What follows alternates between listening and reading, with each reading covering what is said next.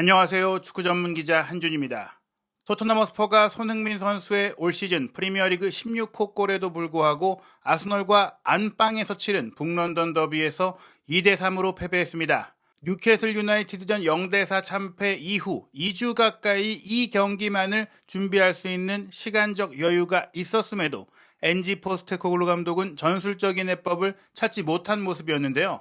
2023-2024 시즌 프리미어리그 전반기 최고의 돌풍을 일으켰던 포스텍 감독의 토트넘이 왜 지금은 속수무책으로 무너지고 있는 것인지 아스날과의 경기 패배 이유를 경기 주요 장면과 함께 분석해드리겠습니다. 2023-2024 시즌 프리미어리그 35라운드 경기에서 아스널이 토트넘 원정에서 3대2 승리를 거두며 올 시즌 가장 먼저 승점 80점 고지에 오르며 선두를 지켰습니다. 맨체스터 시티가 아직 아스널보다 2경기를 덜 치른 상황이긴 하지만 아스널이 챔피언스리그 4강 진출 실패에 아쉬움을 뒤로하고 최근 첼시전 5대0 대승에 이은 토트넘전 상대의 승리로 런던 더비 연승을 통해 기세를 올리고 있고요. 리버풀이 이번 35라운드도 실망스러운 무승부를 거두면서 승점 75점으로 같은 경기 숫자를 치른 가운데 아스널의 승점 5점 차로 뒤처지고 있기 때문에 실질적으로 이제는 아스널과 맨시티의 우승 경쟁 양강 구도로 재편된 상황입니다. 한편 토트넘은 에스턴 빌라가 첼시와 2대2로 비기면서 승점 1점을 추가하는 데 그쳤지만 이날 경기 패배로 인해 승점 60점에 멈춰있는 상황이 됐고요. 이로 인해 에스턴 빌라보다 2경기를 덜 치르긴 했지만 덜 치른 2경기를 모두 이긴다고 하더라도 에스턴 빌라의 승점 1점이 뒤처지는 상황이기 때문에 자력으로 챔피언스리그에 진출하는 것이 불가능해진 상황이 됐습니다. 이날 경기 선발 명단에는 포스테코글루 감독이 전술적인 변화를 가져왔습니다. 손흥민 선수를 최전방에 배치했지만 왼쪽에 베르너, 오른쪽에 쿨루셉스키를 배치하면서 뉴캐슬과의 경기에서 손흥민 선수가 원톱 공격수로 뛸 때의 피지컬적인 어려움을 커버할 수 있는 쿨루셉스키를 최전방으로 순간순간 이동시키는 전술적 보강을 준비했고요. 메디슨이 공격 미드필드로 나선 가운데 2명의 중앙 미드필드도 비수마와 사르가 아닌 벤탄쿠르와 호이비에르로 배치하면서 호이비에르로 하여금 수비라인 뒷공간을 조금은 커버할 수 있게 해주고 벤탄쿠르는 조금 더 여유있게 공을 소유하면서 경기를 조율할 수 있는 그런 역할을 맡으면서 사르와 비수마가 있을 때 리스크를 최소화하는 전형을 준비했습니다. 우도기가 부상으로 빠진 왼쪽 풀백 자리는 벤 데이비스가 출전했고 반더벤과 로메로가 센터백 조합 오른쪽 풀백으로 포로가 배치됐고 비카리오가 골문 지켰는데요. 아스널 같은 경우 최근 가장 좋은 컨디션을 보이고 있는 선수들로 선발 명단을 구성했습니다. 하베르츠를 가짜 구번으로 배치했고 오른쪽에 사카, 왼쪽에 트로사르가 배치됐고요. 3미들로는 최근 부상에서 복귀한 토마스 파티 선수가 단단한 플레이를 펼치면서 수비형 미드필드로 자리하고 데클란 라이스가 왼쪽, 웨데고르가 오른쪽에 배치돼서 외잘라 위치에서 공격을 전개했습니다. 포백 라인은 토미야스, 가브리엘 마갈량이스, 살리바, 벤 화이트의 주전 라인업이 구성됐고 라야가 골문을 지켰는데요. 말씀드린 대로 쿨루셉스키를 활용한 것이 손흥민 선수의 전방에서의 부담을 덜어주는 그런 효과를 냈습니다. 실제로 전방으로 공이 투입됐을 때 쿨루셉스키가 계속 안쪽으로 들어와주면서 손흥민 선수와 함께 상대 수비의 견제를 분산해주거나 등지고 공을 받아주고 피딩해주는 역할을 해줬고요. 메디슨이 공을 소유한 상태에서 한 칸 밑으로 내려가서 후방 빌드업에 관여해주고 포로가 오른쪽 측면 공격을 커버하는 형태로 경기가 진행됐고 호이비에르 같은 경우에는 웨데고르를 전담 마크하면서 수비 상황에서는 2명의 센터백 사이로 내려가서 3백에 가까운 형태를 유지하고 후방에서 상대의 하베르츠가 또 1, 2선을 활발하게 오갈 때 공간까지 커버해주는 안정적인 플레이를 펼쳤습니다. 이러한 전술 구조 변화를 통해서 초반에는 토트넘의 기세를 잡는 것 같았어요. 실제로 전반 12분 같은 경우에는 메디슨이 쿨루셉스키가 중앙으로 이동했을 때 공을 밀어주고 쿨루셉스키가 등진 채 우측면으로 빠져서 움직인 손흥민 선수에게 패스를 바로 내줬습니다. 그 다음에 손흥민 선수가 상대 수비에게 둘러싸이자 뒤로 공을 빼주면서 메디슨이 슈팅까지 가져갔지만 이게 골대를 벗어났거든요. 하지만 주목할 점은 원톱 손흥민 선수를 상대 수비에 견제해서 자유롭게 해줄 수 있는 쿨루셉스키의 투입이 조금의 효과를 냈다는 것이고 쿨루셉스키가 이날 오른쪽 측면 공격수로 선발 배치가 된 것으로 보이지만 중앙과 왼쪽으로 많이 이동해주면서 조금은 폭넓은 움직임을 가져가기 위한 시도를 했습니다. 다만 토트넘의 뒷공간은 여전히 문제가 됐는데요. 전반 13분에 파티의 로빙 스루 패스를 웨데고르가 순간적으로 수비 뒷공간으로 빠져들어가면서 이어받아서 왼쪽으로 또 공을 운반해서 이동했고 여기서 중앙 공간으로 침투하는 하베르츠에게 패스를 툭 밀어준 것 하베르츠가 이어받아서 강력한 슈팅으로 골망을 흔들었거든요. 토트넘 입장에서는 다행스럽게도 웨데고르가 최후방 수비 라인을 무너뜨리는 순간에 살짝 오프사이드 위치에 있던 것이 확인이 되면서 이 골은 인정되지 못했습니다. 그러나 토트넘의 위기 상황은 계속해서 나왔는데요. 전반 15분에는 토트넘이 후방 지역에서 패스를 연결하려고 할 때 굉장히 강력한 아스널의 압박을 이겨내지 못했습니다. 사카가 1차 압박을 했고 그 뒤에 통과된 공을 파티가 압박하면서 빼앗아 냈거든요. 여기서 파티가 밀어준 패스를 웨데고르가 하베르츠에게 가져갔고 슈팅까지 나왔지만 이 슈팅을 로메로가 간신히 차단하면서 위기를 넘겼습니다. 하지만 이 상황 이후 이어진 코너킥에서 결국 토트넘이 선제골을 내주고 말았는데요. 전반 16분 사카의 코너킥을 호이비에르가 걷어내려고 건드린 공이 자책골로 이어지면서 선제골을 내주고 만 것이죠. 다만 똑같이 토트넘도 세트피스에서 응수했는데 골운이 자르지 않았어요. 전반 19분에는 메디슨의 코너킥을 로메로가 헤더 슈팅으로 연결했지만 골대 옆으로 아슬아슬하게 빗나갔고 전반 20분에는 메디슨의 프리킥 크로스를 로메로가 역시나 껑충 뛰어올라서 헤더 슈팅으로 가져갔지만 골포스트를 때리고 나오고 말았습니다. 전반 23분 같은 경우에는 메디슨의 코너킥이 뒤로 흐른 상황에서 포로 선수가 시도한 슈팅이 수비를 막고 굴절됐을 때 공격에 가담해 있던 판더펜이 이어받아서 라야 골키퍼와의 1대1 상황에서 강력한 슈팅으로 골망을 흔들며 동점골을 넣은 것 같았는데요. VAR 체크를 통해서 이 포로의 슈팅이 수비를 막고 굴절됐던 그 순간에 반더벤 선수가 살짝 상대 수비보다 앞에 있었던 것이 포착되면서 이 골이 인정받지 못했습니다. 연달아서 토트넘의 동점골 기회가 무산된 가운데 27분 토트넘은 뉴캐슬전과 비슷한 형태의 역습을 허용하면서 2대0의 추가골을 내주고 말았는데요. 오른쪽 측면에서 문전 안쪽으로 돌파를 시도하던 쿠루세스키 선수가 상대 수비와의 경합 속에 미끄러져 넘어졌습니다. 여기서 파울이 아닌가 싶었지만 메디슨이 공을 이어받았거든요. 하지만 메디슨도 공을 잡고 돌파하려는 순간 상대 수비의 견제 속에 태클 속에 걸려 넘어지는 상황이 나왔는데 사실 페널티킥을 주기에는 조금은 애매한 접촉이었어요. 그렇기 때문에 빨리 일어나서 상대가 공을 소유했을 때 역습으로 전개하는 과정을 압박해줬어야 되는데 쿨루셉스키도 메디슨도 넘어졌을 때 왜 페널티킥을 안 주냐는 듯이 멀뚱히 바라보고 있었고 이때 아스널은 빨리 플레이를 전개하게 됩니다. 사카가 하베르츠에게 공을 밀어주면서 그대로 전방으로 달려들어갔고 하베르츠는 오프사이드 트랩을 깨는 순간에 사카 쪽으로 로빙스루 패스를 연결했습니다. 그리고 사카가 벤데비스가 쫓아와서 막으려고 했지만 접고 왼발 가마차기 슈팅을 구석으로 침착하게 밀어넣으면서 2대0을 만든 것이죠.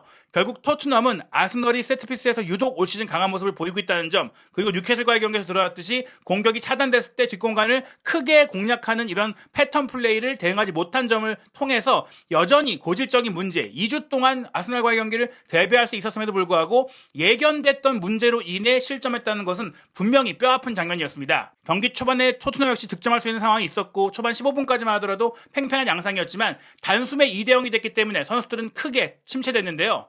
게다가 전반 32분에는 베르너 선수가 햄스트링 부상으로 인해 교체되면서 브레넌 존슨을 급히 투입할 수밖에 없게 됐고 이렇게 들어온 브레넌 존슨 역시 공격적으로 그리 위협적인 모습을 보이지 못했습니다. 전반 38분 토트넘은 세 번째 골까지 내주게 되는데요. 이번에는 라이스가 올린 코너킥을 하베르츠가 로메로와 반더벤의 사이에서 반더벤의 등을 짚고 올라가면서 깔끔한 헤더 슈팅으로 마무리를 했는데 여기서 반더벤이 점프 타이밍도 안 좋았고 다른 선수들 역시 애매한 위치 선정을 통해서 하베르츠의 헤딩을 거의 쉽게 자유롭게 빠뜨렸다고 할 수 있겠죠. 아스널이 올 시즌의 프리미어리그에서 코너킥 상황에서 가장 많이 골을 넣고 있는 팀임에도 불구하고 토트넘이 세트피스 수비 구조가 계속해서 흔들렸던 것은 역시 2주간의 준비기는 뭘 한 거냐 이렇게 좀 한탄할 수밖에 없는 장면이었는데요. 전반전에 3대0까지 벌어지자 정말 이 경기는 큰 충격적인 참사가 날 수 있다는 우려가 따랐습니다. 전반 45분 토트넘은 포로의 로빙스루 패스를 수비 뒷공간으로 빠져들어가는 서인 선수가 키핑해내면서 슈팅 기회를 처음으로 잡았는데요. 아쉽게도 가브리엘 마갈량이스와 살리바가 빠르게 따라 들어오면서 손흥민 선수를 뒤에서 압박했고 공이 또 살짝 불규칙하게 튀어오른 가운데 시도한 슈팅이 허공을 가르면서 손흥민 선수가 빅찬스를 놓치고 말았습니다. 전반전 토트넘이 72%의 볼점유를 가져갔고 슈팅 숫자도 8대4로 앞섰지만 유효 슈팅은 하나도 없었습니다. 오히려 아스널이 4번의 슈팅 중에 2개의 유효 슈팅을 기록했고 그중에 3골을 넣었다. 유효 슈팅이 2개였지만 하나의 자책골까지 넣으면서 3골을 넣는 완벽에 가까운 효율적인 경기를 했고요. 기대 득점은 토트넘도 전반전에 0.67골, 아스널이 0.70골로 기회를 맞는 것들은 비슷할 수 있다고 했겠지만 토트넘에겐 운이 따르지 않은 측면도 있었고 또한 아스널이 훨씬 더 효과적인 압박을 통해 토트넘의 공격을 괴롭혔다면 있었습니다. 기록적으로 봤을 때는 대등해 보이지만 아스널의 플레이가 더욱더 밀도 있고 컴팩트했고 더욱더 규율을 갖추고 있었고 더욱더 자신감이 넘쳤다고 볼 수 있는데요. 포스테코글루 감독은 후반전 시작과 함께 벤탄쿠르를 빼고 사르를 투입하면서 공격에 변화를 줬습니다. 중앙지역에서 사르 선수가 좀 더 활기차게 움직이도록 유도했지만 아스날의 강력한 전면 압박이 후반전에도 유지되다 보니까 토트넘의 공격이 좀처럼 살아나지 못했고 이미 3골 차의 리드를 잡고 있다 보니까 상황에 따라서는 아스널이 자기 진영에서 내려가서 미드블록에 이어서 로우블록까지 설정하다 보니까 토트넘이 공격의 활로를 열기에 슈팅 기회를 열기에 쉽지가 않았습니다. 심지어 후반 시작 3분 만에는 라이스의 프리킥을 토미야스가 헤더 슈팅으로 가져가면서 아스날이 4번째 골까지 넣을 수 있는 상황도 있었거든요. 다만 토트넘 역시 기회가 없었던 것은 아닙니다. 50분에는 클루셉스키가 우측면에서 왼발로 크로스를 올린 것, 또 한 번 수비수인 로메로 선수가 골키퍼를 앞에 두고 헤더 슈팅을 했는데 이게 크로스바를 넘기고 말았어요. 52분에는 클루셉스키가 전방 압박을 시도하면서 상대의 후방 빌드업을 잘라낸 이후 드리블 돌파를 가져갔는데 양쪽 옆으로 공격수들이 침투하고 있었고 특히 손흥민 선수가 오른쪽 뒤로 돌아가고 있었음에도 불구하고 좁은 시야로 인해 4명의 아스널 선수 사이로 혼자 무리해서 공을 보고 들어가다가 빼앗기는 황당한 상황이 나왔습니다. 그러한 가운데 53분에는 토트넘이 또 한 골을 낼 수 있었던 위기가 있었는데요. 트로사르의 전진 패스를 받은 하베르츠의 크로스가 문전 우측으로 이어졌고 사카 선수가 왼발 논소 슈팅을 골문 안으로 강하게 때려 넣었는데 비카리오가 그야말로 슈퍼 세이브로 막아냈습니다. 경기 주도권을 완전히 잡았다고 생각한 아스널은 63분에 트로사르를 빼고 마르티넬리를 투입했는데요. 오히려 이 교체가 공격 지역에서의 패스 연결과 압박 밀도를 떨어뜨리면서 토트넘의 공격 기회도 살아나게 됐습니다. 이 시점과 동시에 메디슨과 호이비에르를 빼고 히샬리송과 비수마를 투입한 토트넘인데요. 특히 메디슨이 이날 경기 굉장히 부진한 모습을 보였고 호이비에르도 몸 상태에 어려움을 겪다 보니까 활동력이 좋은 히샬리송과 비수마를 투입한 것이 효과를 낸 것입니다. 실제로 둘의 교체 투입과 더불어 64분에 토트넘이 빠르게 추격골을 넣었는데요.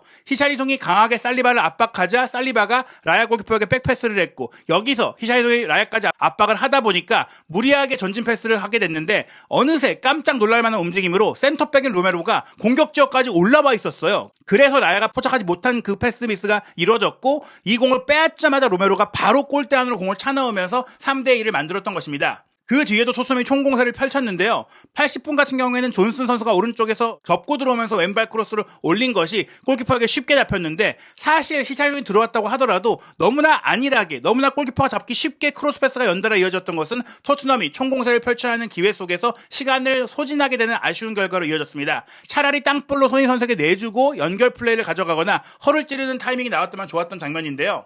그러던 와중에 85분 토트넘에게 조금의 행운이 따랐다고 할 수 있습니다. 공격 상황에서 라이스 선수가 공을 걷어내기 위해 벤 데이비스와 경합할 때 공을 차기 위해 다리를 휘둘렀지만 공을 건드리지 못한 채 벤 데이비스의 허벅지를 걷어찬 것이 VAR 체크를 통해 확인이 됐고 페널티킥이 선언이 됐는데요. 손흥민 선수가 페널티킥 키커로 나서서 왼쪽 골문 상단 구석을 정확하게 찔러 넣는 골을 통해서 3대2의 추격골로 자신의 올 시즌 16호 골을 기록했습니다. 분명히 어려운 경기를 펼치긴 했지만 결국 후반 추가 시간 6분이 주어진 가운데 토트넘은 3대2 한 골만 더 넣으면 3대0으로 전반전을 마쳤음에도 불구하고 3대3의 무승부를 끌어낼 수 있는 기회가 있었는데요. 89분 아스널은 공격한 미드필더인 웨데고르를 빼고 수비수인 키비오르를 투입하면서 굳히기에 들어갔고 토트넘은 페널티킥을 얻는 상태에서 근육 부상을 입었던 데이비스를 빼고 로세소를 투입했거든요. 하지만 마지막 순간까지 이어진 토트넘의 공격은 계속해서 급한 마음을 이겨내지 못한 채 부정확한 패스로 연결됐고 아스널이 침착하게 시간을 소진하면서 결국 3대2로 아스널이 승리하면서 경기를 마치게 됐습니다.